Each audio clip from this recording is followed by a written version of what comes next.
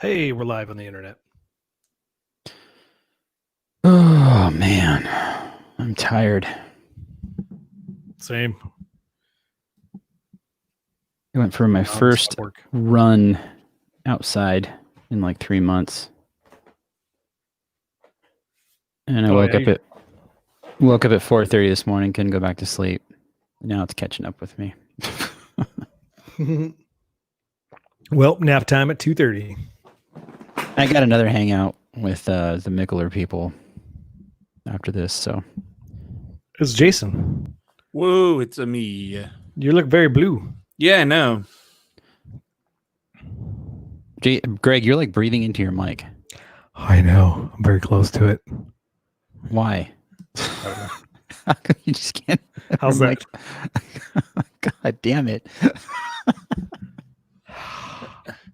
Dude, I was just playing with some of the AOD guys, and the fucking one of the Euro dudes was just I'm like, dude, you're reading the mic. And he just kept doing it. And then one of the random guys that just hadn't said anything in like an hour is like, can you stop fucking breathing in the mic? I just mute people that are like that.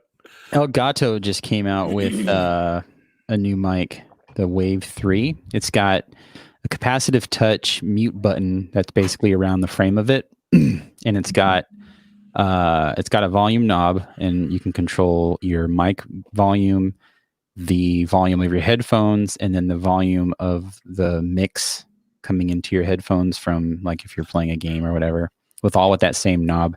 And it's got built-in, basically a built-in compressor, so it stops clipping. It basically records your voice at regular gain and then a couple spots under. That way, if you like yell into the mic all of a sudden, it just switches to that lower volume track real quick, and then it won't clip. It's pretty cool. It's only $160 too. Who makes it? Elgato.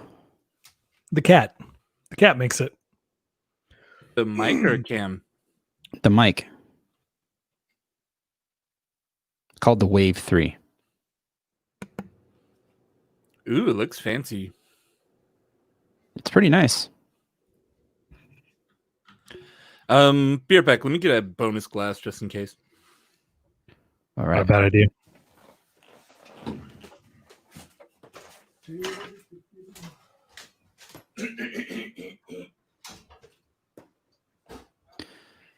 People of the internet, what's going on?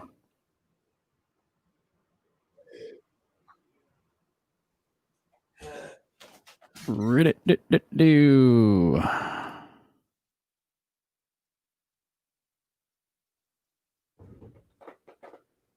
El Gato. The Wave 3 is a streamer's dream. It's got a built-in headphone jack too, so you can monitor and all that kind of stuff. How much is that bad boy? $160. That's not bad. I think it's a great price for what you're getting. I paid $130 for mine. I like this mic, but it's just huge. Yeah, that one, the Wave 3, is very small. It's not as wieldy, or unwieldy, I should say. It's very wieldy. It is wielded. Sorry, they Jason, dual wield it. Had you muted? So, did you guys check out the doc? Yeah. Okay. So when you just share it, it's hard to find. Like, I have to kind of like dig through Google Docs or something versus like having the link. Oh, I usually just go to Drive and then shared stuff. It shows up there, but I guess I'll send a link. Because I just duplicate the document and then share it with the same people. So it's, All right. Well, that's a way to find it at least. Rolls over. But oops. Hey, Discord is doing what they can to fight racism and white supremacy. Black Lives Matter. That's good. I'm sure all the Thanks, white power. Discord. I'm sure the white power discords are not fucking thrilled about it. Uninstall. I'm going to use Slack now.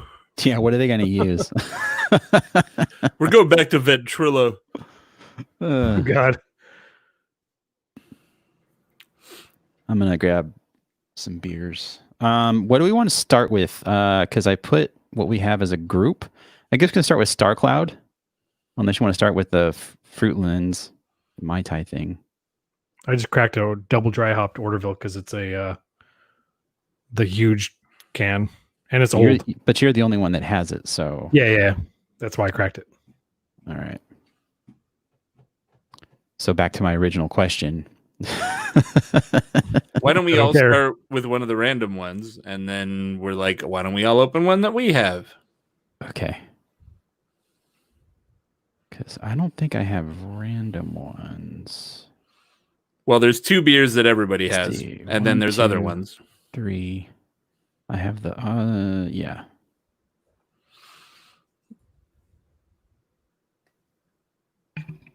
Fruitlands.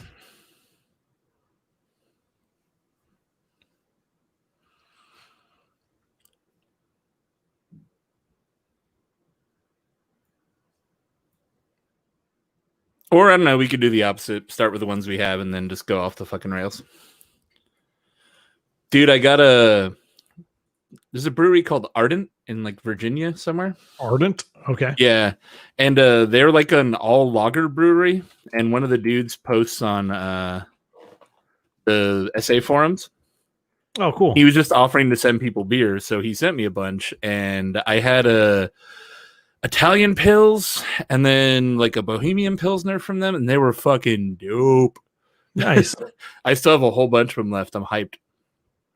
What was that original like New England lager house brewery? Gotta forget the name. That's all they make is lagers. We've had them on the show. Jack's Abbey? Jack's that, yeah. Jack's Abbey. I haven't seen much or heard much of those guys. I think they're one of those ones like, you know, they were a big get when like some of the other brands from like the 10 years ago era that have kind of just fallen off, where like people used to get hyped when they could get like 6 Point or like Terrapin and shit like that. And I feel like they're kind of in that same vein. Back when nobody made lagers. Yeah. They're like, oh no, sounds hard. Now everybody has a lager.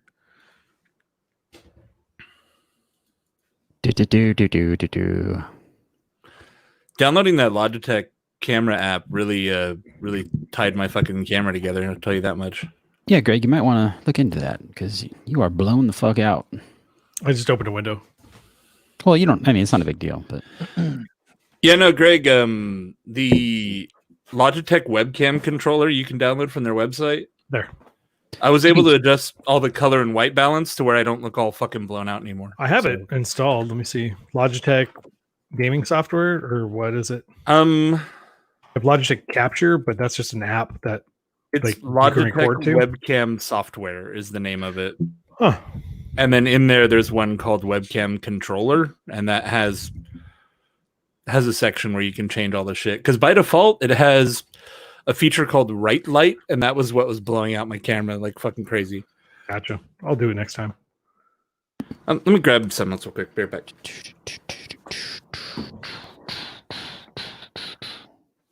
What's up, Tim Air? Hey, how's it going, guys? Excellent. Just got off of work, took a shower. Here I am. Yay. Glad you could be here. Yeah, man. It's good to actually work, though. Yeah, that's for sure.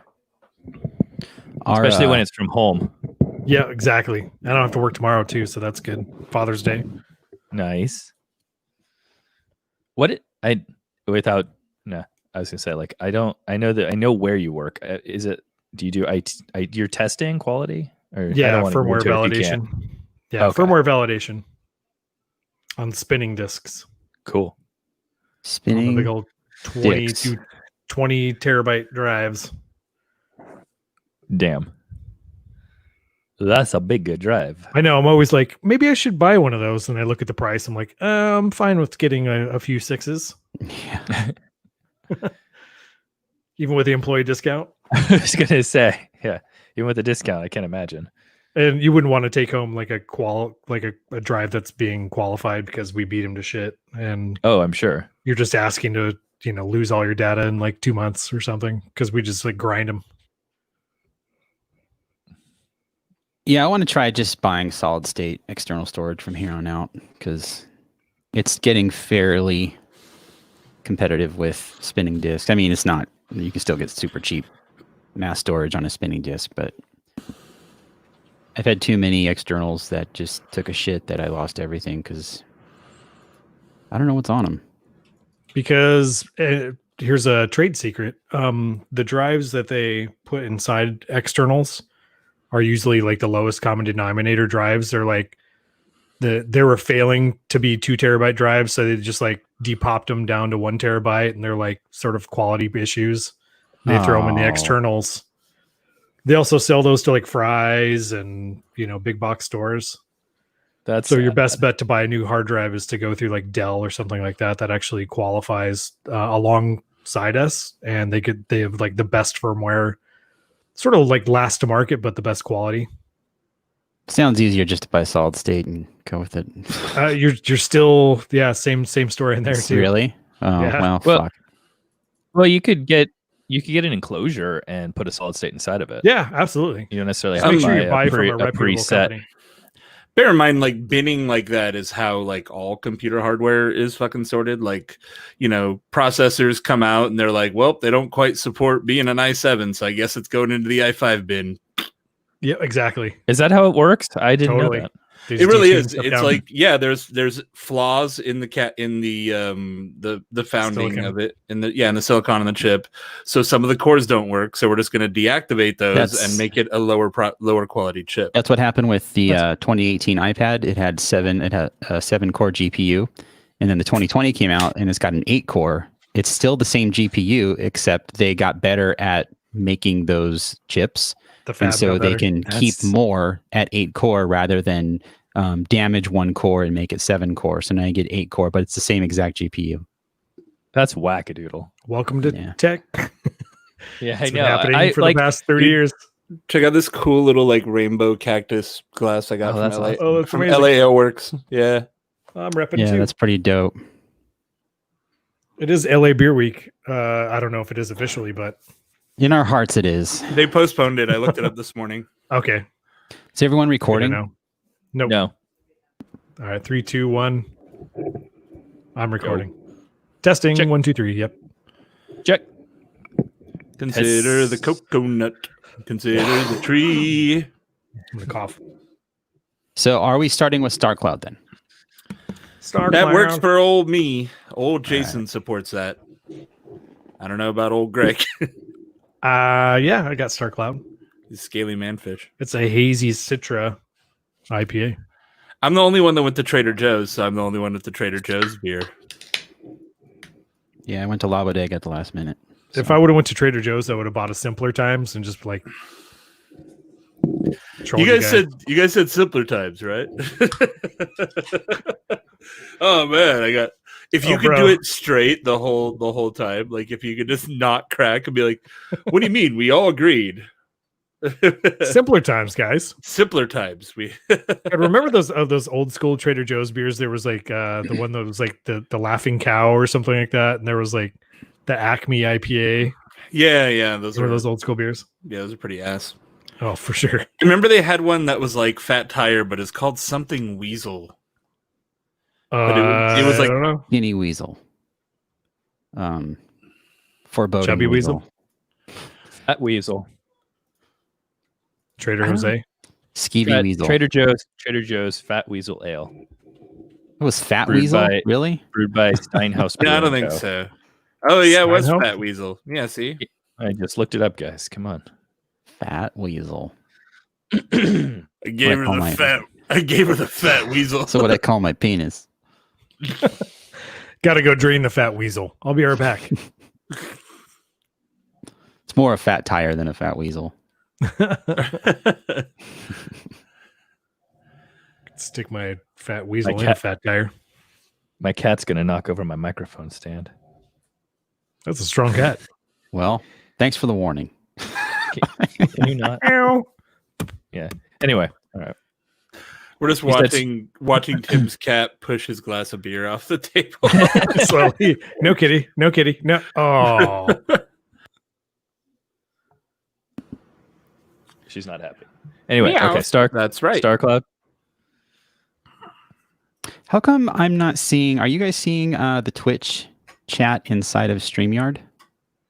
I'm not. I'm not either. Is there people talking in Twitch? Yeah. I don't. Oh wait, no, it was it was a sub from Jeff. Oh yeah, there it is. Okay. It was part of it was a comment that I think was part of a sub. That's why we didn't see it. Never mind. Yep. I see it now.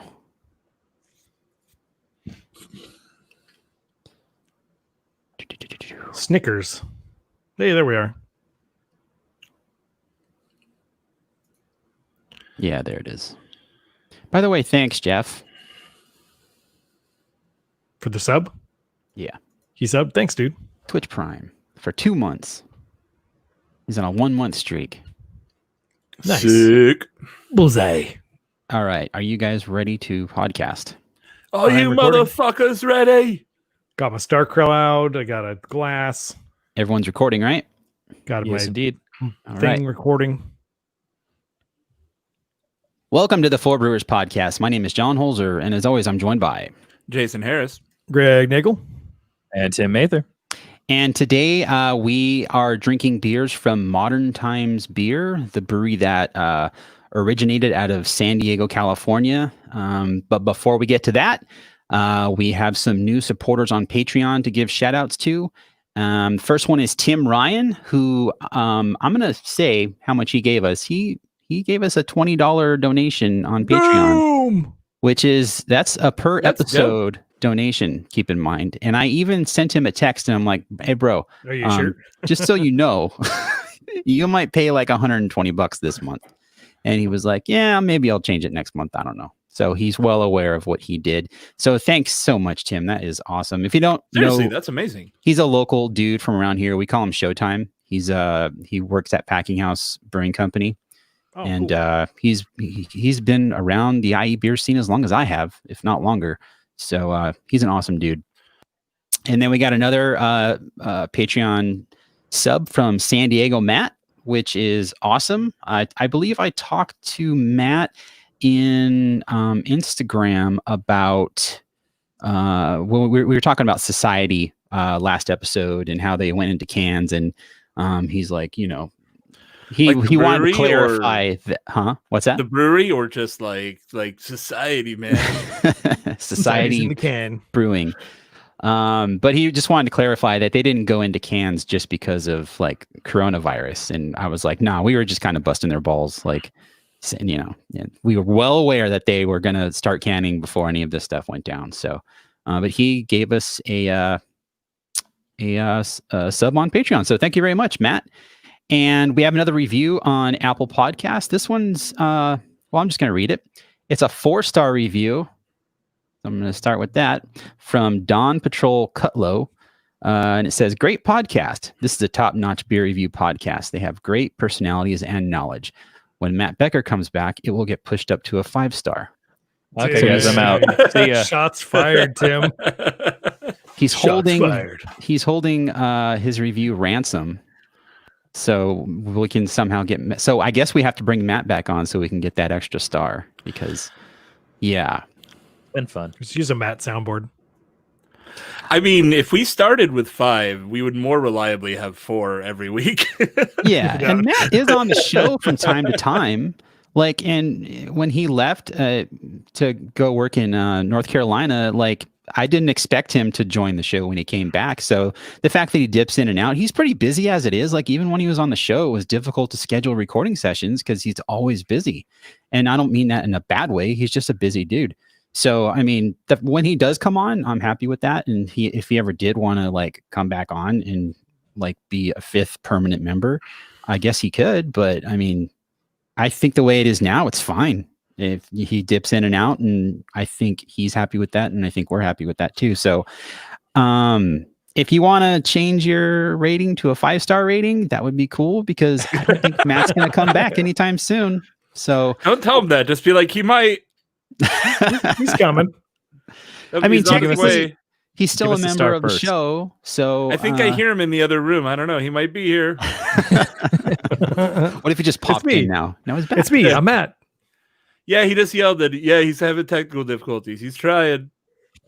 I heard So, him. yeah, thanks for the review. And like I said, we prefer 5-star reviews, and we understand like if there is an option to give 1 through 5 stars. I understand the logic by giving 4 and trying to persuade us to bring Matt back for an extra star, but there's literally nothing I can do to make Matt come back. Like I can't force him to come back. So enjoy Matt when he is on the show from time to time, and that's all I can say. But thanks for the review nonetheless. It's awesome that you did that for us. And just to I follow like up, the 4-star thing. I think it's funny. You can leave it. I don't care. It's ratings on iTunes. Like some of the best podcasts I listen to on iTunes have like a 3-star rating just because people are people and they're going to leave their opinions, and that's why there's a rating system. So it's fine. But we prefer 5 stars. But if you want to leave something else, you can do that too. And just to follow up, going back to Patreon, any money we make this month, we're donating to Black Lives Matter causes. We just want to make that crystal clear, especially since, someone like Tim is giving so much per episode. And I'm assuming that's only going to be temporary unless he wants to keep it permanent, then I'll take his money. But if you're going to do something big like that or give us a big donation or whatever on PayPal, it's all going to get donated to Black Lives Matter causes. So thank you to our new patrons on Patreon, and thanks for the review. So, like I said, we are drinking beers from Modern Times Beer. If you've never heard of Modern Times Beer, and at this point, I think they're pretty well known all across the country. They don't necessarily get their beer to every state in the country. If you've never heard of Modern Times, how did you find our show? Yeah, you're living under a rock. You never know. But in case you don't know, some brief history on Modern Times. Modern Times Beer was founded by Jacob McKean. He was formerly at Stone Brewing Company as their social media coordinator. And I think he took over when Brandon left. I don't know, Greg, if you can verify true. that. And then after... Yeah, there was Randy. What the fuck is Randy's? The Sriracha guy. Yeah, Randy Clemens. Yeah, Randy Clemens. I think Jacob took over, or maybe they worked in the same time and just did different like marketing, and one was social media, something like that. I'm not 100% sure. Yeah, Randy was there approximately at the same time, and I think you're right. He was working alongside Jacob, but. So he left Stone Brewing Company to open Modern Times Beer. They opened in 2013 in Point Loma in San Diego, California, with a 30-barrel brew house. And I think I know they had a Kickstarter campaign. I don't think it was to actually fund the brewery because they did it the right way and got investors and, whatever, I think. But it was to open part of their long-time listeners of the show might remember that the 4 brewers shit on Modern Times consistently for like 3 years. Yeah. Oh, absolutely. But they've righted every wrong in my head. I think there was like that Kickstarter. I'm gonna call you guys out. It used to be a thing where I was like, "Modern Times is good, you guys," and you're like, "Lame." Yeah. I didn't like Jacob's attitude on his Twitter posts. No, you're right. Yeah, I know certain breweries and stuff like that, and brewers who are very anti, including can't speak for Randy, but I've heard him tell some stories that were. He was like, yeah, you probably want to avoid Modern Times back in the day, but obviously they've proven to be a stellar brewery that is a good actor in the industry. What I remember though is they came out with this controversial thing of like, this isn't art and it's not like some crazy shit. Like there's not like magic to it. There's science to it. And people were like, boo, fuck you. Well, Society Brewing was the big brewery that came out in response to that. I think it was Travis actually that wrote that response at Society before he left, basically saying like, Jacob, I see what he was saying, where, robots can make beer and it's probably going to be great beer and you don't need the human touch to it. And Travis's response from Society was basically, you're right to a certain point, but there is a lot of like human curation that goes into making beer and care and quality. And you can't just easily dismiss people that make beer, when they say it was handcrafted. It's unfair to dismiss the people that are working day in and day out making quality beer. And I think they came to I don't know, a resolution on that, and that kind of blew over. But that was Oh, part for of the sure. reason I didn't like. Jacob always came off really cocky, and he still does. That's just his attitude. But he's also, and I overlooked this purposefully back in the day. He's also a very smart guy, and he knows what he's doing. He's really good at marketing. He's like, as far as in San Diego beer, I think at this point he's one of the most respected dudes in San Diego beer, and he earned that by, being good at running a business, doing it properly, doing everything the right way, and making quality beer. So, you can listen to our past shows where, I don't know, it was me and Matt that were the most vocal. Yeah. But again, I think there was one show where we actually were like, okay, we're done shitting on Modern Times. Like it's where, there's peace in the valley. So, yeah, since they opened a lot of breweries and restaurants and tasting rooms. They have 2 restaurants in Los Angeles, in Portland, which is in LA. It's the Dankness Dojo, which I've been there. They have a vegan menu, and it's also a coffee shop. And I think you can get their coffee pretty much anywhere because, they also roast their own coffee out of San Diego. I was in the Portland one, and they have like what I would describe as a piñata of the Macho Man Randy Savage, but 30 feet long. That's like just across the whole ceiling. Wow. That's kind of amazing. Yeah, it's red. But yeah, Jason, he said he was at the Portland location. That was formerly the Commons Brewery, and they went out of business, and Modern Times took it over. And I think they closed it down for like a month to do some renovations as far as how it looks, make it look like Modern Times. But I don't think they did much really, because the Commons looked pretty cool as it was. And then as far as tasting rooms go, they have one in Oakland and North Park, San Diego. And then they also have restaurants and tasting rooms in Encinitas and Santa Barbara. And also they have a brewery / restaurant / cafe / swim club, according to Modern Times, at the Anaheim location. That's been under construction for like 3 years, maybe longer. Yeah, it's down the street from my house. I drive by it every day. It's getting close. Yeah. For a while there, they were selling beer to go. I would say over the last 2 months, but I'm not sure if they still have that. I just looked on their website yesterday to pick stuff up, and it was non-existent. So okay. Imagine being a business where you're like, we're going to open a place with a swimming pool in it, and then a global pandemic happens. You're like, well, our business model just really took a punch in the dick there. You gotta wear a mask in the pool. It's just a full face glass mask, and you've got the snorkel on it, and there's a filter on the snorkel. Yeah, it's a little Snorkel attachment beer, that bro. lets you drink the beer. Yeah. But as I mentioned earlier, they also roast their own coffee. They have I don't know anything about roasting coffee, so whatever's in here. They have a 15-kilo Gießen roaster, which I guess that's a good brand of coffee roaster. And you can get samples at the Point Loma location and at the Invigatorium in San Diego's East Village. I love the names they give to all their locations, by the way. Yeah, the Fermentorium and the Invigatorium. Again, honestly, that's one of the things that annoys me about Modern Times, but it's whatever. It's clever. Ancient And Romans had it's the unique to them. Yeah, exactly. That's out in the alley behind it. And all their places have like a cool like Wes Anderson movie vibe, which I really enjoy. And I'm sure a lot of people will just deride as hipster shit, but yeah. Isn't Modern Times the name like based on like some old novel from like the Art Deco? So the brewery name and a lot of their early beer names were all based on these like 19th century, early 20th century like utopian society concepts in like fiction, or also like, hey, I'm a philosopher and I propose we have this society and I would call it this and it would be amazing because of all this and this stuff. Like all these like weird like BioShock worlds. But again, like the beers like Orderville and stuff like that, those are what those names are from.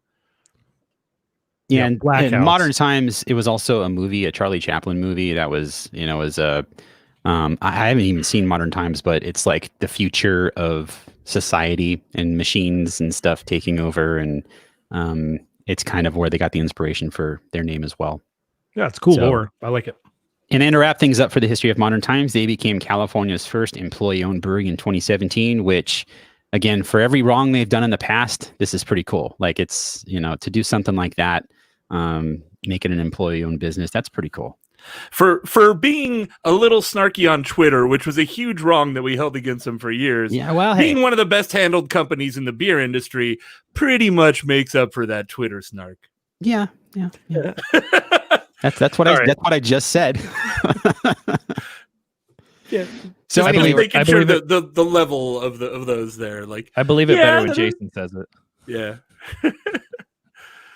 They were a little snarky on Twitter one time, so I don't know, but they have spent the last 3 months promoting Black Lives Matter and retooling their company around Black Lives Matter causes, so they'll kind of even out.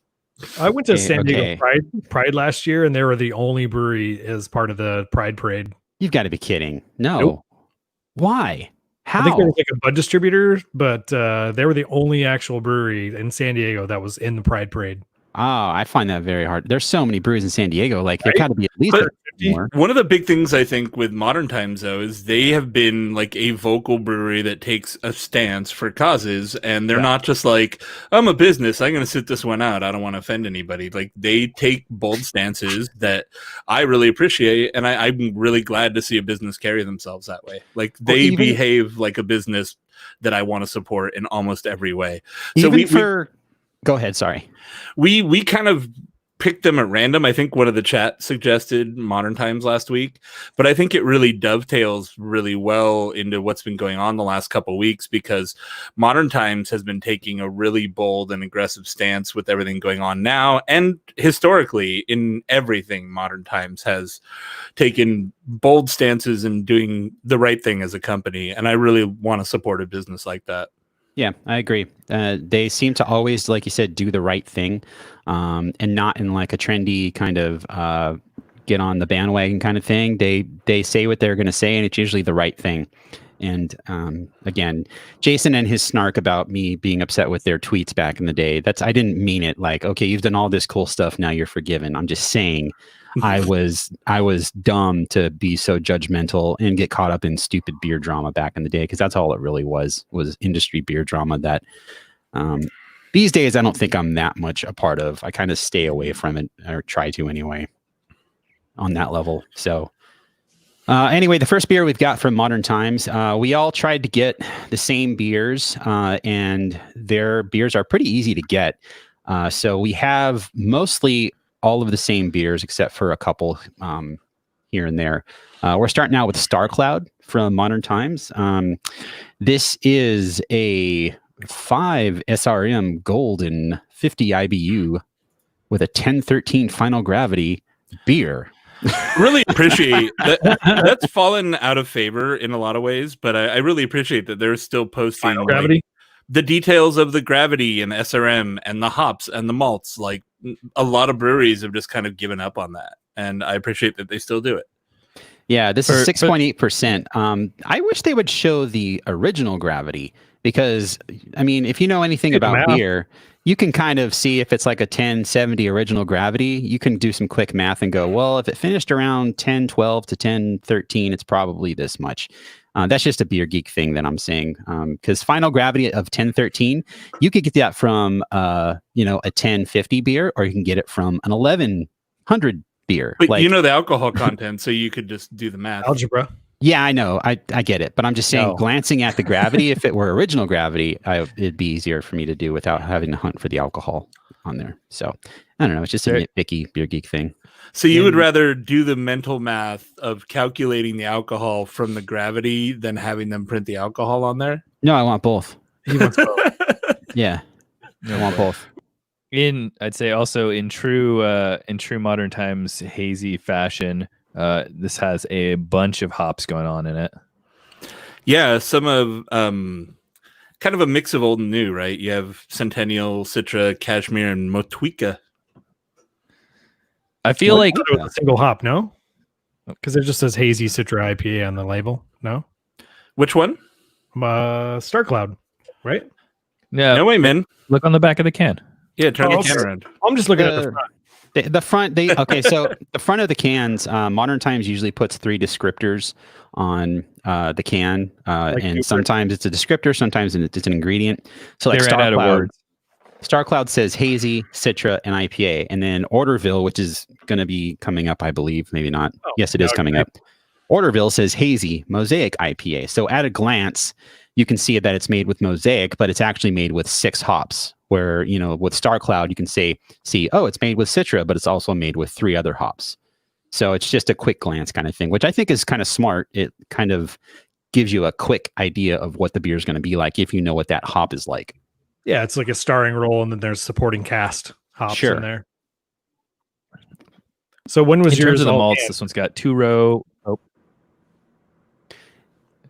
Tim, if you're in the middle of a sentence, Sorry. just keep chucking, man. Keep on going, yeah. okay. Sorry. Yeah. So as far as malt goes, it's got 2 row white wheat, flaked oaks, and carafoam. Sorry. Carafoam for that. Yeah. That fluffy white head. And as far as canning, which I interrupted there, I got 5.7 on mine. Mine is 5.14. This is 5.18. Damn, who's got the freshest? 4.17 mine. All of mine are really old. I got the freshest. I win. What do I Where win? did you get yours, Greg? Albertsons. I went to I was at Trader Joe's. I just was at Trader Joe's in general. I really got we were like, you know what? Let's have a cheese plate for brunch last week because we're just doing home brunch. So I was like, go to Trader Joe's, get some cool cheeses because they have good cheese for good price, unlike the goddamn cheese store. But anyways, oh yeah, the cheese store.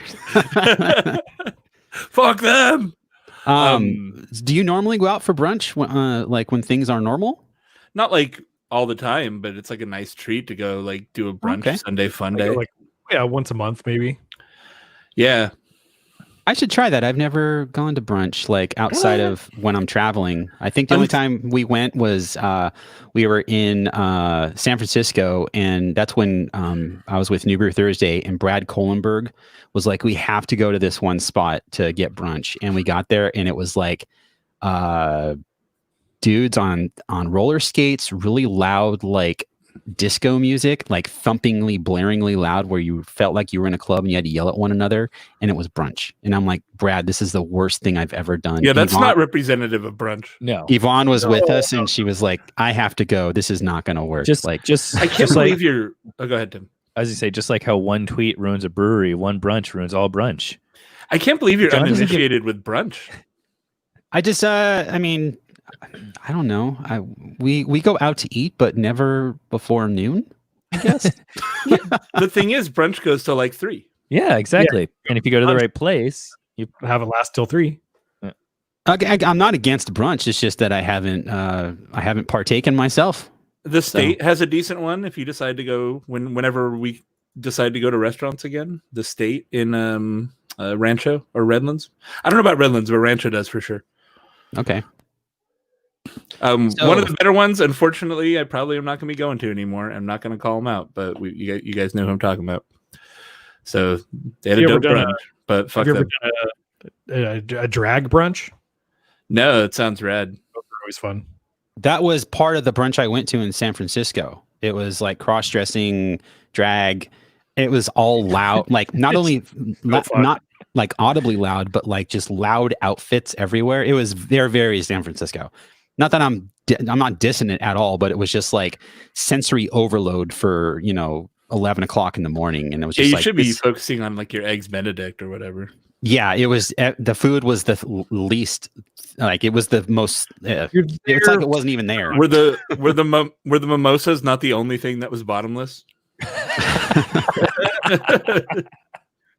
Well played.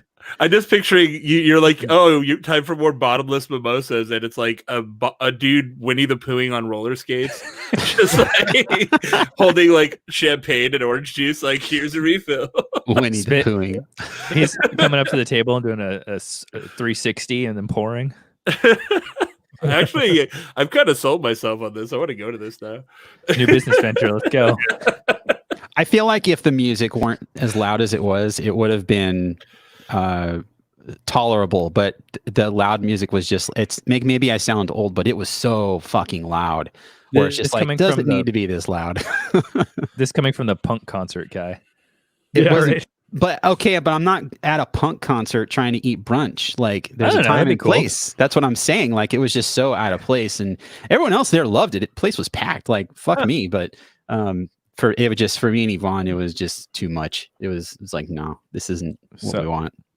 So Starcloud. Well, yeah, speaking of not loud, this beer is very soft. Yes. Very approachable IPA. It's not like in your face. It's very fluffy and sort of tropical and very soft around the edges.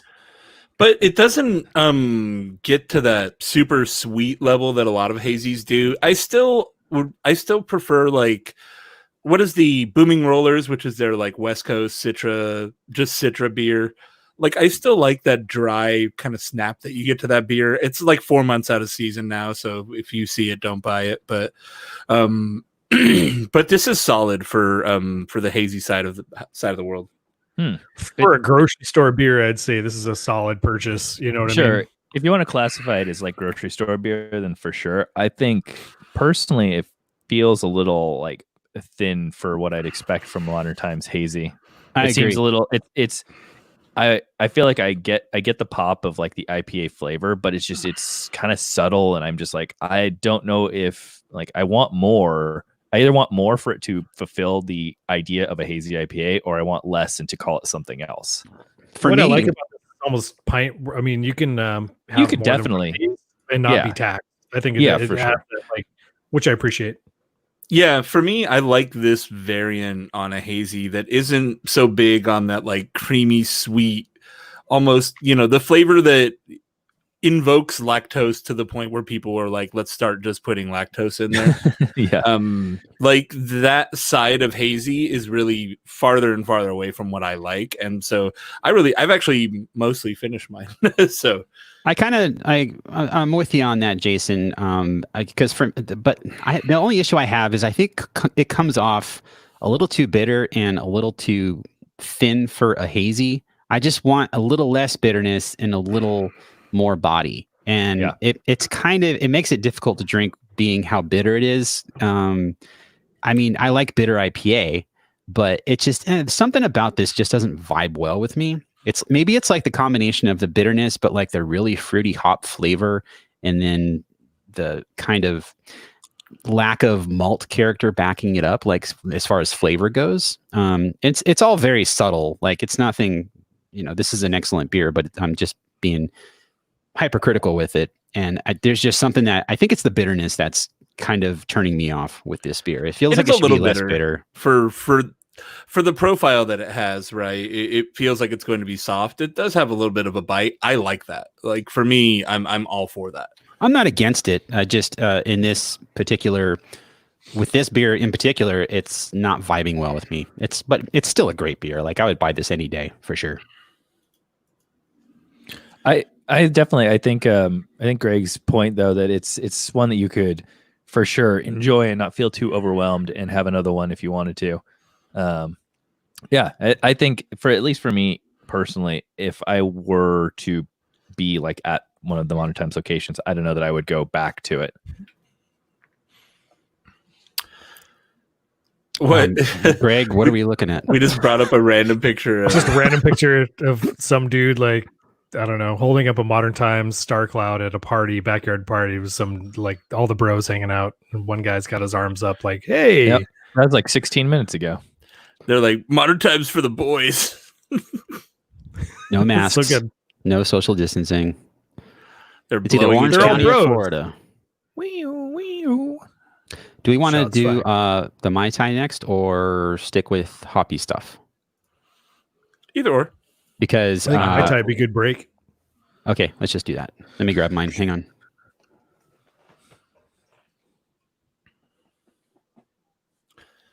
If we're on dead air, Greg, after this, I found the like key to the kingdom on my Fire Division 2 build. Oh, what'd you get? I put In Sync on my assault rifle. Oh, sweet. And I heard that's really good. Yeah, all the fire ticks, keep it up. It's amazing. Oh, we'll talk about it after, but Which is it? Is it Joey? Is it which one? Which Lance NSYNC? Bass? Lance Bass. Yeah. Yeah. It's in sync. I was looking at that talent last night. That's funny. It's gaming content. It's appropriate for Twitch. I've been playing the crap out of Minecraft. Sweet. I've been I like playing Minecraft, Minecraft Dungeons. That's super fun. Okay, so up next from the modern times, this is Fruitland's beer with a variant. This is the Fruitland's Maitai edition. This is a 4.8% alcohol beer made with orange, lime, and pineapple. Fruitland's, I believe, is like and correct me if I'm wrong, it's a kettle sour kind of beer. I would say, yeah. I would guess so. I don't give a shit about that, so I don't pay attention to it. But I rarely buy it myself. Yeah. I just generally don't like your fruited Berliner beers. Like that's not my go-to style. But yeah, it's their Berliner base that they use to do different fruit flavors, right? So there's Fruitlands with all sorts of different flavors, but orange, lime, pineapple going for a Maitai flavor sounds kind of refreshing if they pull it off. Somebody explain a Maitai to me. A Maitai is a great cocktail writer. Yeah, rum and orgeat, which is like an almond-based puree almost sauce with I don't remember, but this beer's throwing me for a loop. So rum and not orange, in a good way. It's rum, lime juice, curacao, orgeat syrup, and dark Orgeat, rum. yeah. So curacao Is it liqueur orgeat? is like an orange liqueur, right? Yep. Yeah. And then lime juice. So yeah, it's a tiki tropical cocktail. And then you float rum on top as well. Use crushed ice. Yeah, super refreshing. A lot of booze. I picked up a standard Fruitlands as well, but I didn't bring it because I figured we had a set list.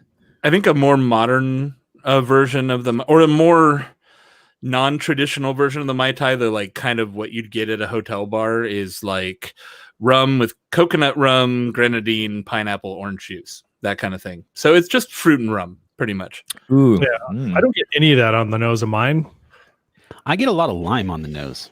Mm-hmm. I get a little Parmesan cheese. Ooh, weird. I'm kind of okay with that. I feel like you went to a bad store. Yeah. I mean, it's April, so it's not that old. I mean, it's the beers were laying out in the sun. So was that bad, or no? They just had a pallet in front of the store, and you picked them up. It's a little ATHP on the finish too. It's got that bitter sort of mousy Cheerios thing happening. It's not. See, mine smells like a cocktail. Like it's got just a bunch of different fruit on the nose. This is part of Modern Times, what they call their Wizard Staff series that they put out in 19.2 ounce cans. This is their May release. So mine was canned at the end of April. So it's still relatively fresh. I mean, mine April. Yeah, not very good. Yeah, like I'm not getting any of that offness that you're calling out, Greg. Like I'm just getting lime is coming through a lot, and then orange, not so much pineapple, which is good because pineapple is not one of my favorite flavors. It's there, but it's kind of like supporting cast. Yeah, it's hanging out in the background. I like pineapple in beer, generally speaking. With this, I do get that Cheerios thing, the ATHP on the flavor.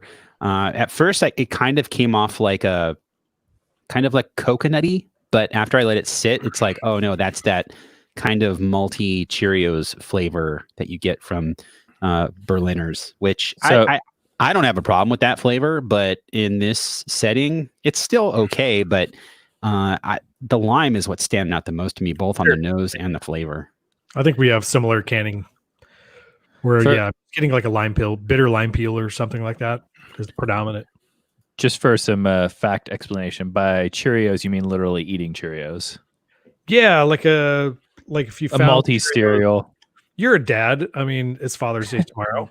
And if you've ever picked Cheerios out of your kid's car seat and you're like, I wonder what that tastes like. It's kind of got like an old stale Cheerios, not in a good way, like a lasting sort of bitterness to it. Okay. Yep. Yeah, I get that. It trails off into that sort of flavor a little bit for me, but I think to the Jason's point, like I get a lot of lime, and I feel like the lime is up front, and then it morphs into more of like an orange with a little bit of like pineapple supporting in the back. I feel like that's kind of what you were getting at, Jason. And yep, that's pretty much exactly it. That's pretty much what I get out of it, with a little bit of like that lingering. It's like a subtle lingering bitterness at the very end. Like, I feel like the fruit combo works okay. The lime overpowers it a little bit, I think. Because when I think Maitai, I don't think a ton of lime. I think more pineapple and tropical coconut, I would Right. But it's just too sweet for me to drink a lot of, especially in a big can, because it comes in, the big stovepipe 19 ounce. A 19-inch can, that'd be fucking dope. As someone who likes tropical cocktails, I feel like it's definitely not hitting that form as much. Yeah. Whereas, like, have you guys tried the Stone Pog beer, right? That was like, damn, that was tropical. And that was good. Yeah. Well, all the boxes of like a I mean, when POG juice is like for sure one of my favorite things. When my wife and I went to Hawaii the first time, she had been before, and she's like, "We're getting this POG juice. Like, you have to get it. It's the only thing." And she literally like drank that the entire time we were there, to the point where we stopped at a convenience store and she got like a carton of it, just stuck a straw in there. That's awesome for you. But you can't get it here. But I think the problem I have with this beer is the problem I have with Fruitland's period, which is that they're for somebody who wants a sweeter, fruity drink that is still kind of beer. And it's just a little too much on the sweet side for me. And again, this beer specifically, I feel like the lime could be toned down. Lime and beer just takes over if you're not really judicious with it.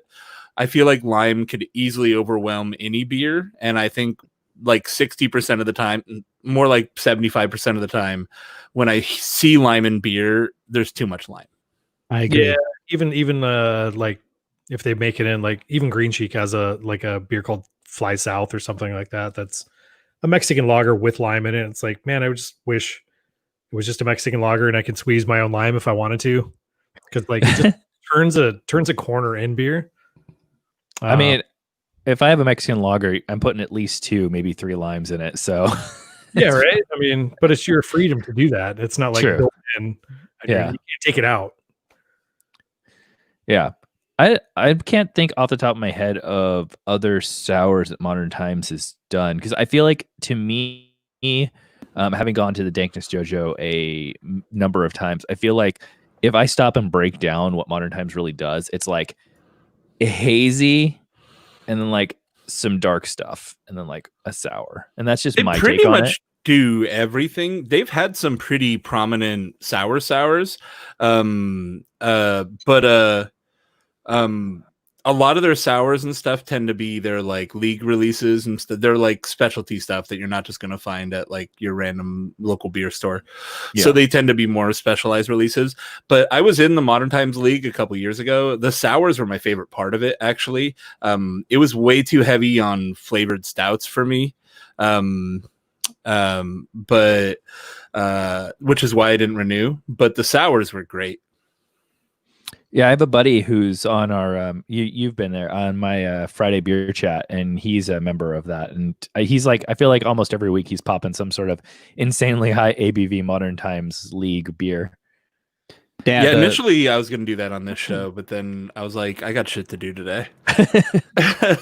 Like, I was a member of the Breweries Reserve Society for a long time, and I was debating, I quit the Reserve Society, and then I thought maybe I should like do the Modern Times League thing, and I kicked it around, and I'm just like, I'm going to have the same problem with that I have with the brewery, where I'm going to get these awesome beers and I'm just not going to open them. So I decided against it, but I think if I were to join a beer club or like a thing like the Reserve Society, I would go to the Modern Times League of Extraordinary gentlemen or party goers. Yeah, something like that. Yeah, it's pretty fun. Like they give you like they give you a cool little challenge coin and like a bunch of stuff. Like they really do it right where you feel like you're being treated special because you pay them $300 something a year. Yeah. So it's pretty awesome. And especially if the Orange County one opens so you can get there regularly. That was my other big problem was LA wasn't open yet. And I just can't get to San Diego that often, right? It's 100 and something miles from here. So I was making it down there like 2 or 3 times a year. So it didn't really work out. That's kind of what went through my head too, because the brewery is in Anaheim, which is relatively close to where I live. If you're comparing it to where Modern Times is. And so Modern Times is that much further away. And I have more reason to go to Anaheim than I do to San Diego on any given weekend. So, yeah. Yeah, the new Modern Times Leisure Town is 1 block from my house. Holy shit. I could walk.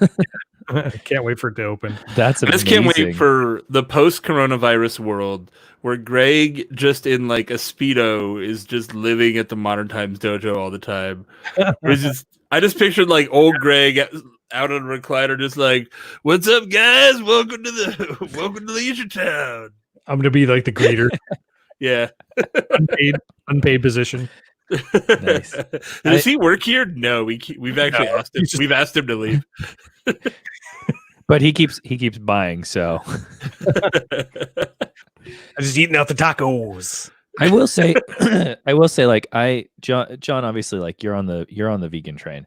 I have not been, and I have, I eat whatever, but having gone and had dinner at the Dankness Dojo downtown a few times, like I thoroughly enjoy their food. It's pretty solid, especially for the fact that like you go in there and they have a banh mi, and I can't remember what the meat substitute they use is. Excuse me. But it's really solid, and it tastes exactly like it, and it's really good. So I would say like the food at these places tends to be pretty solid too. And I wouldn't be scared just because like it's a vegan menu. Don't be scared. I agree. And I think the cool thing about the vegan menu that they have is they're not trying to necessarily make, they're not trying to fake it. You know what I mean? They're actually using ingredients that are making, it's a hamburger, but it's made with a vegan patty. That's a true vegan patty. They're just not taking like an Impossible Burger and putting it on there. It's their own house recipe for that burger. And I like that. I like it to a point where like they get it right, but a place like, what's the spot in Redlands that I'm thinking of, Jason? Eureka. Oh, okay. No, Eureka. The Eureka veggie patty, and I'm not trying to hate on them. I don't mind their veggie burger, but they make it mostly with beets, and it falls apart. It tastes fine, but it's a little mushy and it's weird. But I still respect that they're making their own vegan patty, and they're not just using like an Impossible patty, which I'm also not against because I like Impossible burgers. Yeah, you're not like, what did I? You're like, honey, I have to talk to you about something. The toilet is red. She's like, honey, you had a Eureka veggie burger yesterday. Oh yeah, it's beets. It's just beets. So yeah, I've also been to the LA location, and Yvonne and I both loved it. Like we had a good time there, and it's just small enough to feel intimate and cool. And there's parking right across the street. That's pretty cheap too. You know what's funny is I haven't been to the LA one. It's worth a visit. The Dankness Dojo is rad. I've been to both San Diego. I've been to Portland, but I haven't been to LA. They have rad comic book pages all over the bathroom, so you got a little reading material while you're hanging out in there.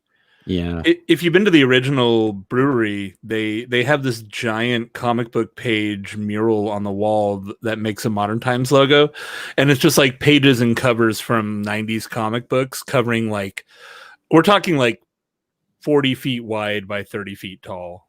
It's just a whole wall of it. It's pretty rad. I have a question. I've never actually been to any Modern Times, any brewery, any establishment. Yeah, never. Well, you will soon enough. I really like their vibe. They're cool. Like they run a cool spot. Like the San Diego one, they put in the coffee thing like way before anybody was doing stuff like that, and it's pretty rad. I need to go. And just as a note, John, the meat that they use in the banh mi and some of their stuff for like their carne asada burrito or whatever, it's a seitan. Hail Satan. Yeah. Seitan is just like a protein. It's we use it for everything. Like we have seitan bacon, Seitan bacon. Yeah. Bacon. I think actually we in our house, Yvonne uses seitan more than tofu. Tofu, I think she typically only uses tofu when she's like making Asian stuff like that requires actual like tofu blocks or something like that. So yeah, seitan's really versatile. Killer tofu. Hi.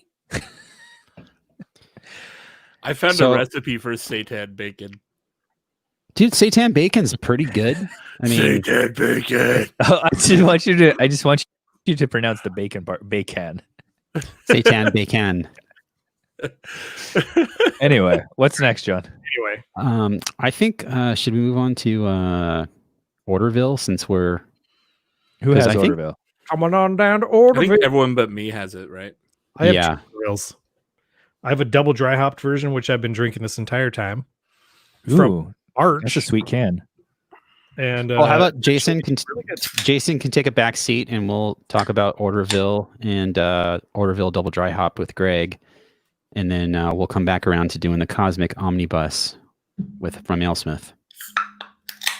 So I want to do a side by side with regular Orderville that's a little fresher All right. compared Well, to dry hop that's a little near date code. I don't know what the date code is for modern beers, but we gotta get into like it's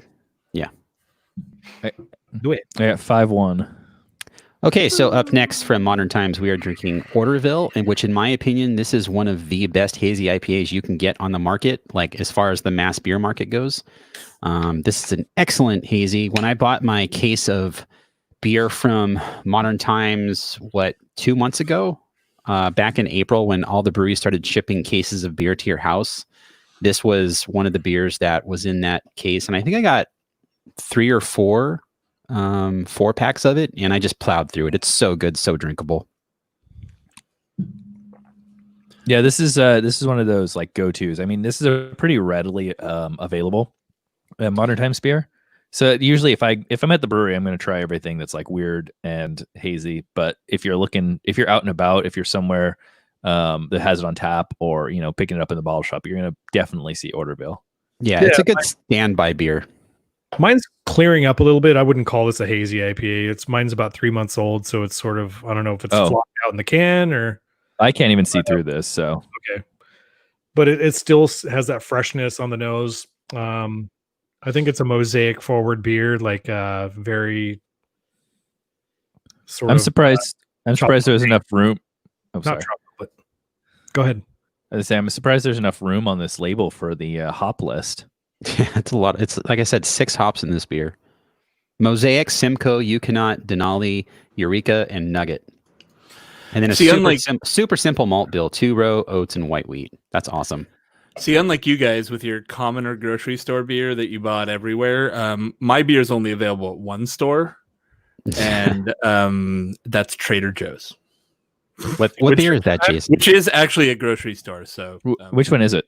It is the Accumulated Knowledge. That is a Nice. Modern Times Trader Joe's exclusive beer. It's a hazy IPA with Simcoe, Horizon, Amarillo, and Mosaic. Ooh, that sounds yummy. Bring me the horizon, Jason. Bring me the horizon.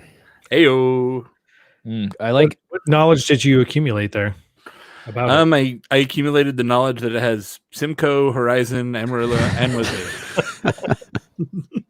So Greg also has a double dry hopped variant of this from Modern Times, which green can. that came out back in February. So you're kind of March 4th, actually. yeah. It was their Pre-COVID. February release from their PCD. Wizard Staff series. PCD, pre-COVID date. Pre-COVID date. Days. So yeah, and actually the double dry hopped one is super hazy still, and it's actually really dank. Holds up really well. So if you're ever looking at a Modern Times beer in a grocery store that's 3 months old, chances are it's going to be really good. I think their DO and their canning line is pretty spot on. Yeah. Figured out a lot of things.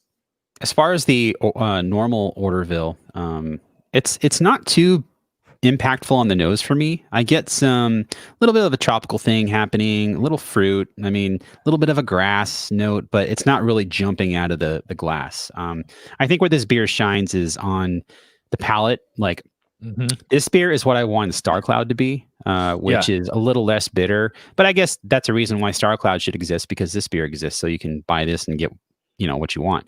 But it's got it's smoothed out around the edges as far as the bitterness goes, and you get a little bit more of that malt flavor, not maltiness as far as sweetness, but little more malt character from it, and nice fruitiness from the hops. And it's 7.2%, and it's very, very drinkable. I do want to touch on what you said there too, John, which I think Modern Times does a really good job of blending their year-round releases, their seasonal releases, and then their one-off specialty releases.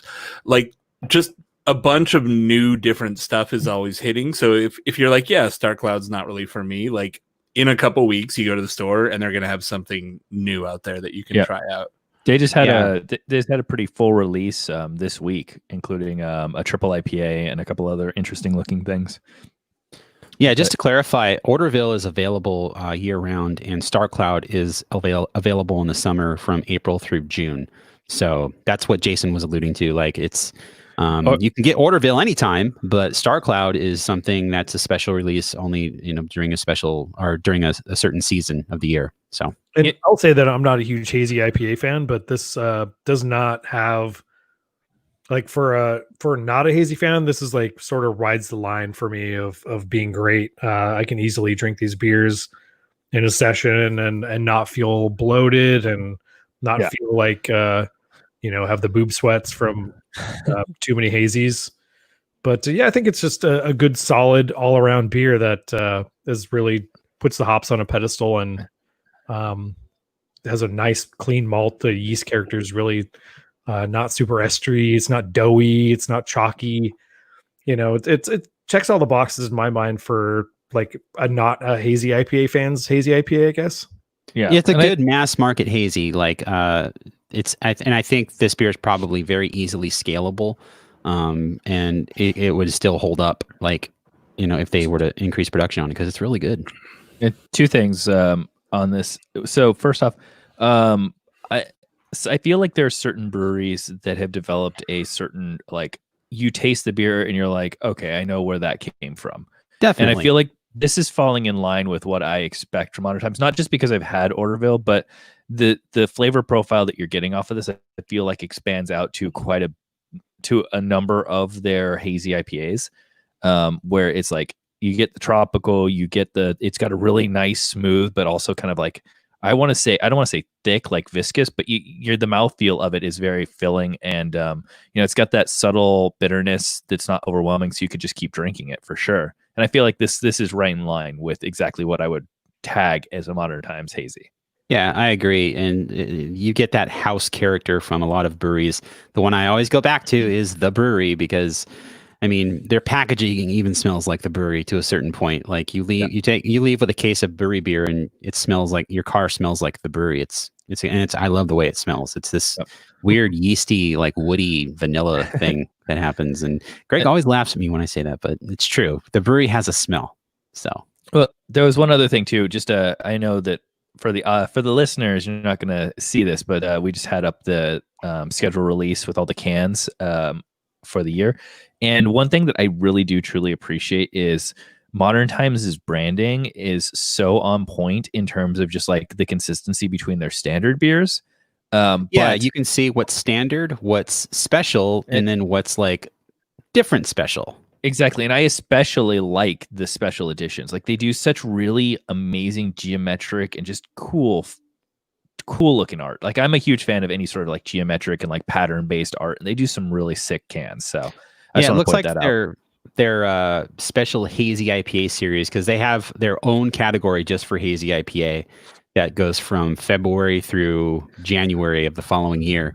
And there's 6 releases, and those are all the geometric really special looking designer cans, whereas the year-round releases, the seasonal releases, and then the special releases all stick with that kind of similar 3-line color vibe with the script typeface and the familiar layout, I guess. But yeah, I totally agree. Like, and that's one of the things that really stood out about Modern Times when they kind of announced their branding before they were opening. It was like, man, this is really good. And I was thinking, actually, after I bought these beers, I think their branding still holds up, but especially because what if it's I wonder if they're kicking around, maybe refreshing the branding a little bit, because I don't know. I think they came out. They definitely did come out before a lot of the breweries had fixed their stuff. Where, like, if you remember in 2010, like, it was just like they hired somebody's cousin to be like, yeah. Make me a label. Totally. I mean, like, I think Bear Republic still looks like that, but like, a lot of these breweries just looked like you're just like, wow, this looks terrible. Yeah. Modern Times is pretty timeless in my opinion. Like, it's simple, it's clean. The word mark is right in line. Like, I couldn't imagine the core changing at all. If I heard them changing it, I would be kind of upset. I think it's a really strong setup they have. I look at something like Ice. Ice is the one year-round beer that is the most different from anything that they do as far as their standard branding goes. And I mean, not that they should switch to that. I'm just saying, you look at Ice and you go, okay, I could see that they're capable of maybe rethinking it to a certain extent.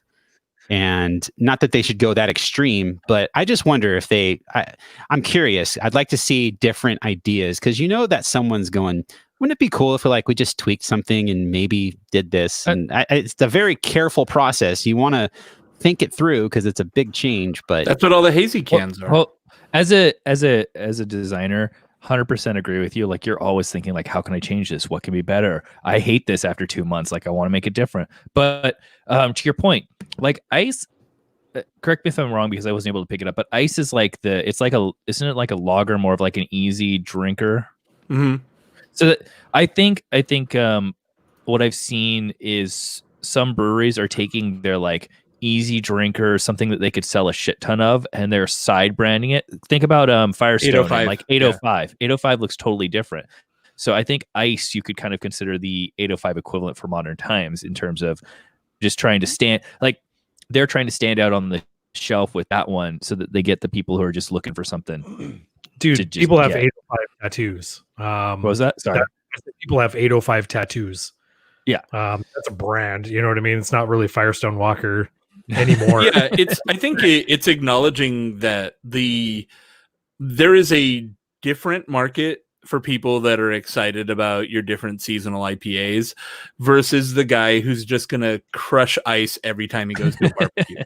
Right? Exactly. Like, there are people that are like, you know what, I'm tired of drinking Bud Light. I'll drink something else, but they don't necessarily want to go wild and go drink IPAs. They still want to drink like lagers and, lighter beer.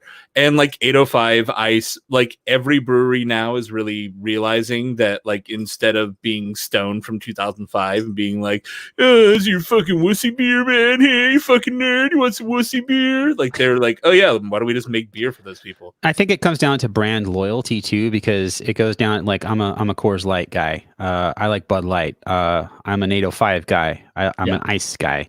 Exactly. It's something that you can latch onto, and I completely agree. Like, especially with that perspective, Tim, where it's their first Pilsner, and so let's make it stand out because it's the one beer that's so different from everything else that it deserves its own branding. And to make I it think stand out. You caught on to a good thing, John, which is that segment is very like, this is my brand and I stick with it. Yeah, dude, like, one of the most curious things I saw right before I left the modernization department where I would work at buildings that were being renovated by multiple trades. Everybody on this one job site, the last one I worked on, drank 805. And there was not cardboard boxes every Friday of Coors Light sitting around or Bud Light. It was always 805. Mm-hmm. And I was just like, I'd be, it's 3:30 in the afternoon, job site's closing up, and well, technically they shouldn't be drinking on the site. Someone's got their hatchback open and they've got a case of 805 in there. And I was just like, cool, man. That's dope. Like, I'd rather see people buy 805 than Bud Light or Coors Light. And Ice is another one of those beers that if someone's drinking the shit out of it, go for it. I feel like there's a mix of like affordable. It's like affordable cool factor almost. Like, you're like, this is 805. Like, that's so, it's a cool brand. And then you got like the representation. Obviously, I think 805 is an excellent beer. I think it's great. I haven't had it in a while, but it's really good.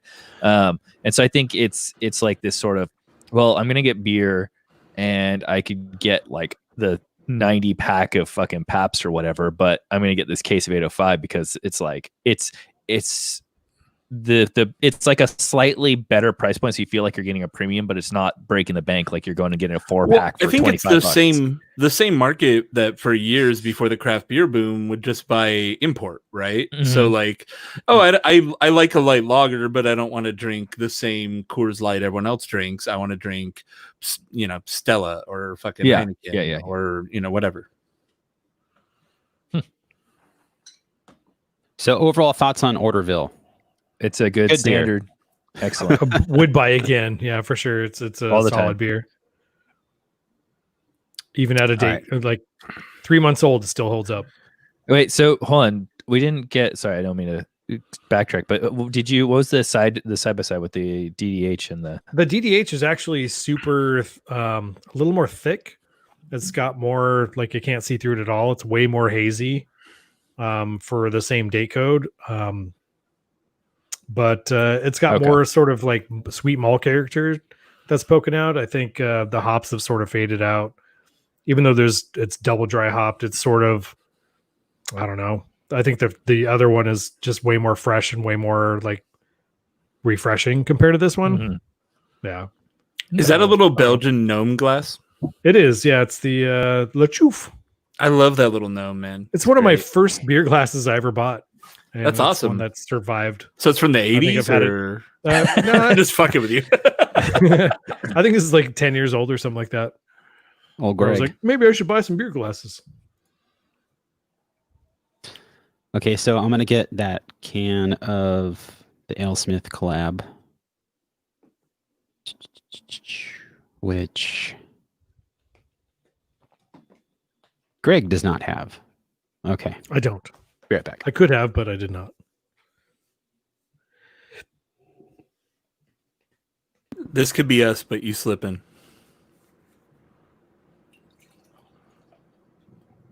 What is it? IPA? Yeah, AleSmith collab, hazy IPA. Ooh, and I read the description, and this sounds amazing. It smells really good. But save it for the show. It's content. Yep. I'm not saying anything. I'm not going to open it yet. I'll wait. Dude, I got to say, having used it now for a few months, StreamYard has been really dope. Yeah, it's really nice, especially, I mean... It's super easy, barely an inconvenience. I'm well aware now of, like, the shitty cap that I have on my ISP that I need to call and change, and StreamYard holds up. Like, my wife and kid are watching a movie right now on the TV, and that's streaming, and this is holding up pretty well, so... I think if StreamYard had more money behind it to give you even more flexibility with overlays and fancy stuff, it'd be even better. But as far as being a solid platform to get people together and do stuff like this, it's just reliable. Like, don't fuck that up. Keep that how it is. Like, because it works great. It seems super lightweight, which is nice. Okay, let's see. The zest side of this sounds really good. Not giving it away. Zesty? Yeah. Let's just call it zesty until somebody decides to actually get into it and read about it. Okay, so up next from Modern Times. This is actually a beer that AleSmith brewed in collaboration with Modern Times. This is Cosmic Omnibus. It's a hazy IPA with citra zest. It's 6.8% alcohol by volume. And on the back of the can, it says this: together with our buddies at Modern Times, one of our absolute favorite San Diego breweries, we've jammed this delicious hazy India Pale Ale full of massive amounts of citra, enigma, and Vic's Secret hops with a finishing touch of both grapefruit and lemon peel zest. The resulting aromas, blah, blah, blah. We don't want to know about that. So there's a lot of stuff going on with this beer. Now, what's interesting is I didn't realize till just now. I read it just before you shared it. I did not realize that this was an AleSmith brewed beer. And I don't know that AleSmith has made a hazy IPA that I've drank. Oh, that you've drank, because they have, and it wasn't too hazy. it was fine. It's out of their wheelhouse for sure. So I'm really curious to see if the modern times influence changed that, because if I heard AleSmith made a hazy IPA, I'd be like, I don't know about that. Really? I had the first one that they put out as their official hazy on tap at AleSmith, I think 2 years ago when Yvonne and I went to San Diego for Thanksgiving, and it was fine, but it wasn't like what you'd it was what you would expect AleSmith to brew. It was not like a true hazy. And this looks much different. Like, this looks like a hazy. The head on this beer is like everlasting. This is awesome.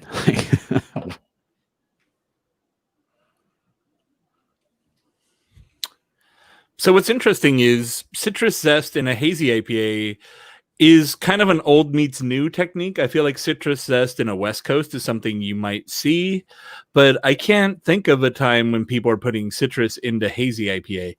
So I'm curious how that's going to be. I think it's cheating. Right? Because the whole thing with hazies is, you want to get that impactful hop aroma by doing all these late edition Whirlpool first wort hops, or not first wort, but first primary fermentation hops. And I'm kind of joking. I mean, it's not cheating, but it's a cool way to highlight the hops that you're using in the beer by just giving it a little bit more with the fruit zest. Having just drank it, you know what it does? And I don't want you guys to take a sip too, but it adds back brightness, which is something that's missing from every hazy IPA. You're right. Wow. There's a brightness to this beer that I never get out of a hazy, where I'm actually like, oh, this is actually bright. Like, it's got like a sharpness to it. Yeah. Which is always sanded off. Twang on it. Yeah. Instead of just being this like smooth sort of like citrus, orange juicy like flow, it's like spikes on the taste buds a little bit. Yeah. It's I'm actually kind of impressed. I like how it's working. Mine's a little warm. Unlike John, might have just been sitting on the counter here. Ditto. Same. Yeah. I think that, I don't know if it's maybe just if it's the hops or maybe the zest is adding to it, but you get when you have like that citrus rind, like you bite into the rind of an orange, you get that like bitterness, sort of like almost acidic bitterness. I feel like I'm getting a little bit of that. Definitely, maybe not the right descriptor, but I'm definitely getting that. No, this is really cool. It's like it is very much that old school meets new school style collision, and in a way that I haven't actually seen before, right? Like, where Star Cloud is kind of a little bit of that, right? Where we're like, oh, it's a little bitter for a hazy.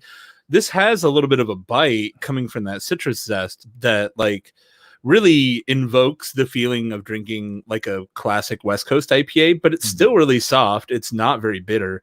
I actually really like how this works.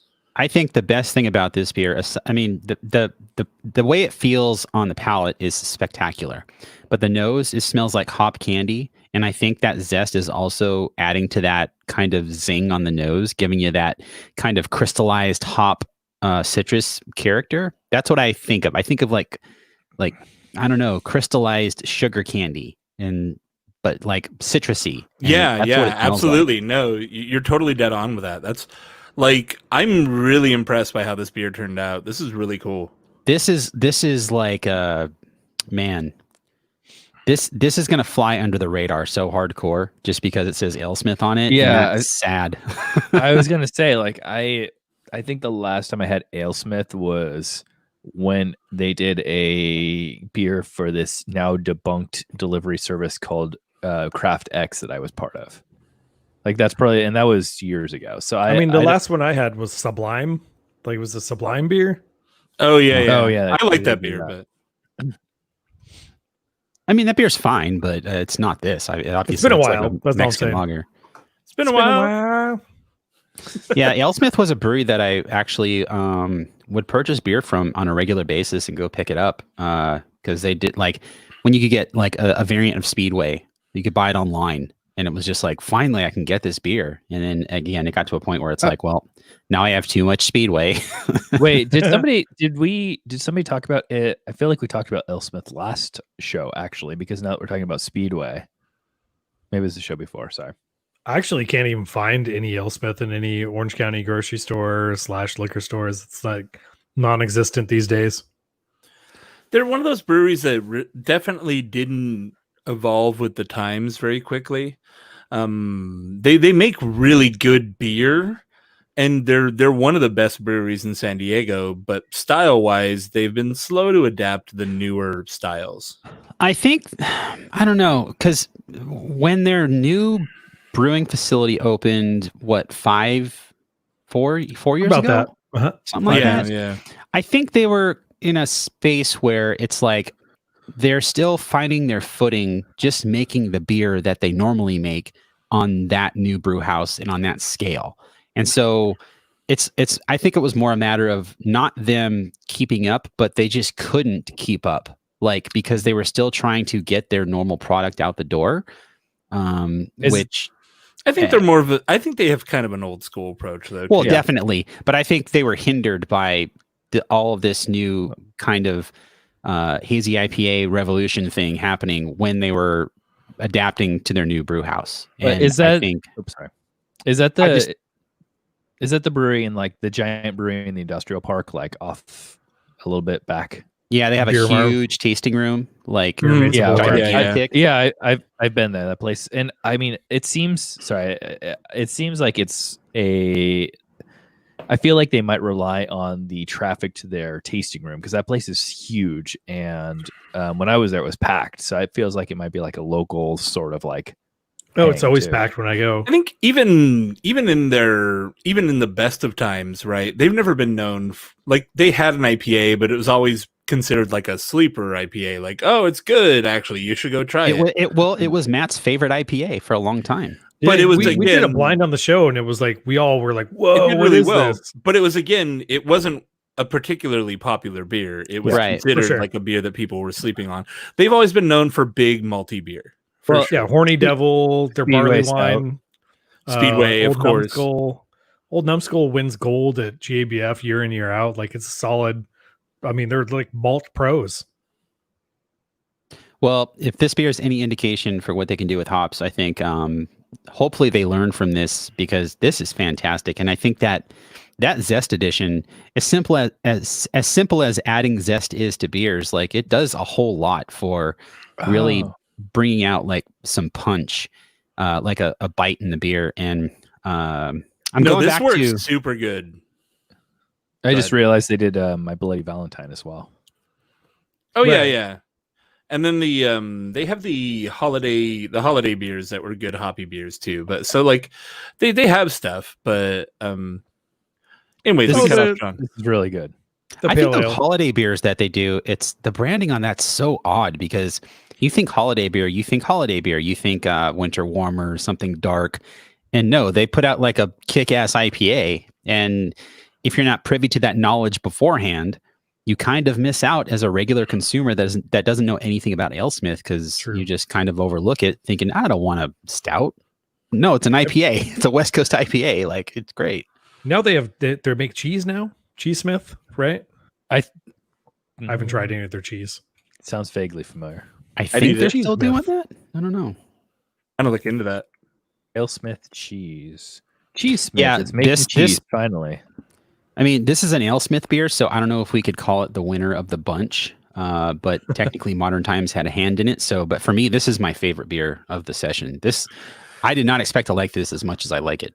Again, I think the old meets new approach of like Modern Times hazy meets AleSmith old school approach ended up making like just a fucking expertly crafted beer. This is really good. What's cool about collabs too is I think, you got Modern Times who does hazy really well going into AleSmith. Maybe we'll see some good hazy IPA coming out of AleSmith now because they're like, oh, okay, that's exactly how you do it. Bam. We just have to replicate this recipe. Yeah. And that fermentation happened a lot schedule, and early bam. on, right? Like some of the breweries in Southern California, like kind of went out, talked to the guys that were innovating on the East Coast, Treehouse, and yeah. came back and were like, okay, like we've got an idea what to do. Let's do it now. Like, Oh, so that's how you do it. Yeah. That's Yeah. part of the whole reason breweries do collaborations is to, Spread knowledge. gain knowledge from other breweries that are doing something that they're not doing, and they can adapt it to what their style is and what they want to make. And this beer speaks volumes about how much calling upon like a brewery that knows how to make good hazy IPA can do for your brewery and making a good beer, because this is fantastic. Cheese, bro. you want to kill it there? Seems like a good way to end the show. Yeah. All right. stop it. Cheese Smith, bro. Stop Cheese recording. Smith, bro. Stop recording. Guys, I'm going to say this new board is dope. I'm so happy I have it. It's badass. Cool. Savvy Beard makes a good point. Like having both breweries' names means you have both audiences. Oh, sure. Yeah. True. I mean, Greg- that's why we bought this beer. We thought it was a Modern Times beer, but it's an AleSmith beer. Like, it wasn't until I got it, looked it up on Untapped, that it was like, no, this is AleSmith. I'm like, oh, okay. I mean, AleSmith's name is on the top and bigger, so I guess so. But honestly, I just wouldn't expect to find AleSmith at Trader Joe's.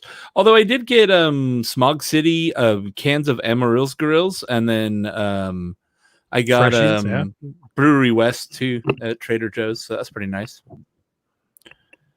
All right, Greg Bagel, I'm going to send you the link to that Logitech software. I have gnats. Okay. I've got gnats. There's 2 gnats flying around my head all day.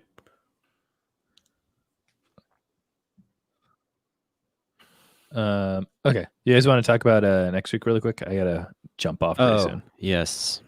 Yeah, audience, what do you want us to drink next week?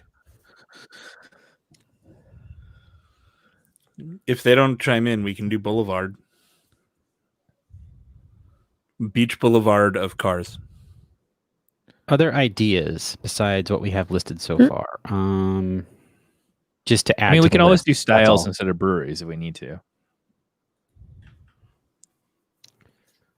I like having common ground with breweries. Yeah, Yeah, that's fair.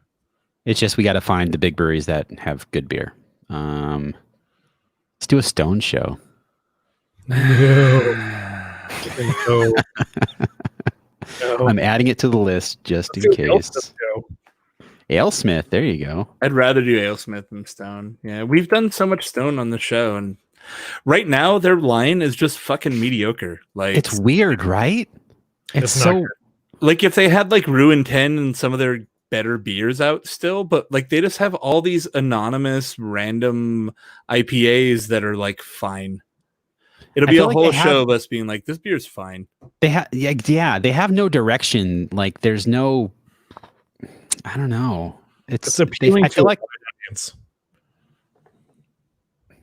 yeah, and that's weird for Stone to do. Like it seems like that's all they're focused on now is mass appeal. Unless you go to Liberty Station and drink beers there that they don't package. Well, once you have to, didn't they brought on some sort of investor or something, and like New once CEO. you get They to a got certain the CEO size. from Once you get to a certain from Palm size, Wonderful, you're just the like, CEO. like fuck. actually. All right, You just so have my to grow at that point. You can't. Sorry. yeah, I'm uploaded already. okay, so we got Stone, AleSmith. Think outside the box. Think. Let me look True summer at sipper. let me look at Sunset Beer Co. 805. Theme for show, summer sippers. So that link you sent me, Softronic. inventory. Yeah, you can get it on their website too. It's just a pain in the dick. You can't really link it directly. Okay. I'm like, this looks like I'm going to get some malware. You probably are. It's the price you pay, man. Don't worry about it. Price for entry. I'm good. Do you pay for malware? I mean, Boulevard is obviously available. Let's see. I mean, there's Dogfish is readily available, but I feel like you guys have done that. Dogfish. Oh, wow. When's the last time we did Dogfish? No supporting founders. I have a really hard time getting Dogfish outside of like 1 or 2 beers, honestly. Same. I haven't seen him. Okay, just I mean, I'm just looking at Dogfish shows. I'm just looking and throwing things out.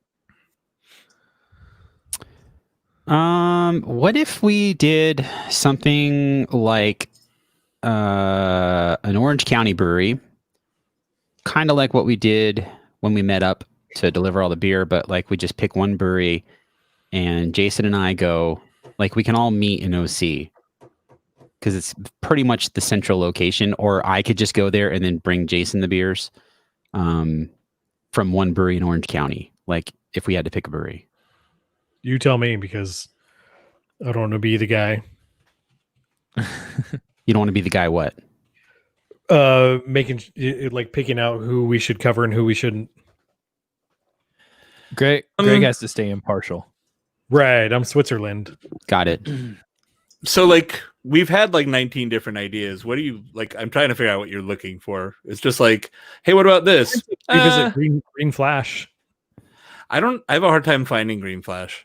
Like I don't want to do Green Flash. I'm over them. And also, yeah, that guy's been an asshole to us specifically. So yeah. let's just do Golden Road. Ooh. Okay. I mean, if you want to do a negative show where we just shit on the beers the whole for an hour, I'm more than happy to. I am not going to do Golden Road. Period. No yeah, fucking fuck way. them. It was a completely joke. No, you weren't joking. Just own it, Tim. Just own it. You want to do Golden Road? It's okay. We have to do 5. We have to do 5 variants on Mango Cart.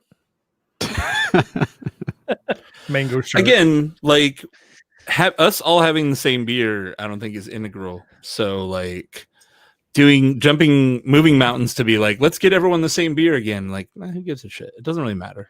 Well, based off of the feedback, it seems like just as long as we're enjoying the beers and having banter, then everybody's happy. Yeah, that's fine for the feedback, but it also really helps us with the show if we have common beers to talk about. So, well, it's fine from the feedback. You're saying that's fine for the feedback of the people who like the show. No. I'm saying it makes it easier for us to do the show if we have common beers. Like I appreciate the feedback saying that it doesn't matter, but if we have the option to do common beers, it does matter for us because it makes the show easier to make. That's all. Well, okay, so Gunwale has had a slew of really good releases the past 3 weeks as they're slowly reopening safely. Green Cheek obviously keeps producing high quality beers. Like, I don't know if we've actually... And they're across the street. Yep, exactly. So we've never really featured them, have we? We had Green Cheek on, but yeah, we had Evan on early on. Remember we recorded at Windsor. Yeah. Oh yeah. And Gunwale, the same session. Well, if we do that, then those are 2 breweries that like we have to just meet up to distribute the beers. So they are both also breweries that we've had on the show. True. So how about Asylum? How are they? I mean, I've been there once, but that was early on. I mean, yeah, the brewer left, so things are solid. I mean, they're still good, but not as good. Probably not a good time. What?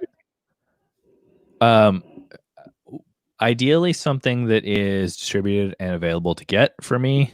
If not, then keep me posted and something where it's decently easy to pick up.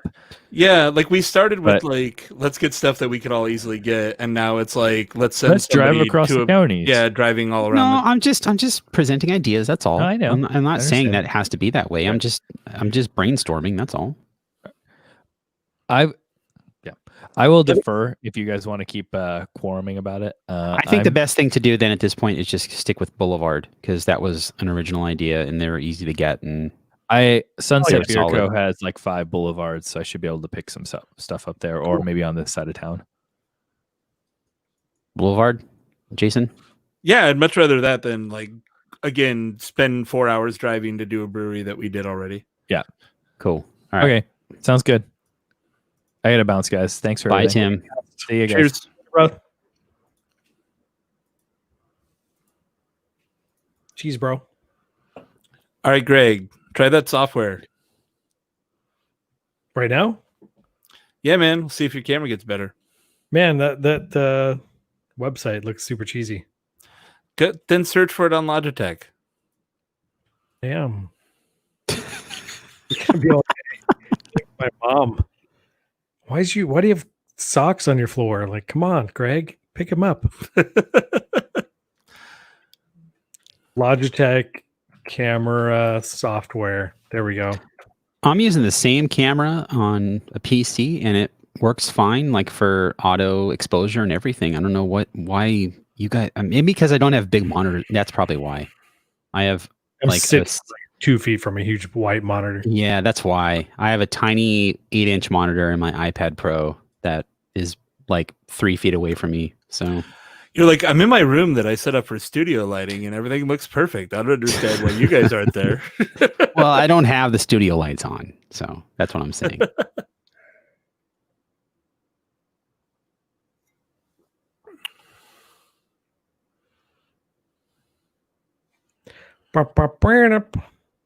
You want to end the stream, or are we still good? If you Yeah, want, we can end the stream. We can end the broadcast, but let's just keep bullshitting. we are ending the broadcast. Thank you to everyone for hanging out. We love you. We appreciate you. Drink some good beer.